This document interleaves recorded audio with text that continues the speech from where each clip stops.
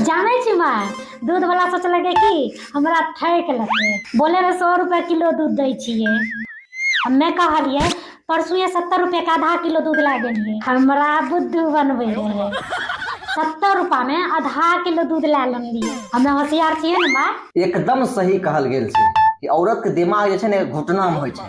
100 रुपए किलो दूध दे रहे तो आधा किलो दूध के 50 रुपया न दाम होता है। 70 रुपया दे के आ गेल खून। बेसी बोलो ने ठीक है। आजकल औरत की नहीं करे छै साइकिल से लेके हवाई जहाज तक औरतें चलबे छै ठीक है। आय के बाद औरत का बेवकूफ बोल नहीं दी। अच्छा औरत साइकिल से लेके हवाई जहाज चलबे छै तो मर्द कहाँ पीछा छै। मर्दो झाड़ू पोछा से लेके बर्तन तक करे छै ठीक है। औरत के पास बहुत दिमाग होय छै। अच्छा अगर इतने दिमाग छै तो एगो बात पूछिए जवाब देबे अपने ये।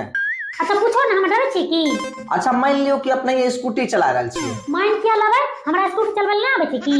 अच्छा ये बताइयो अपने ये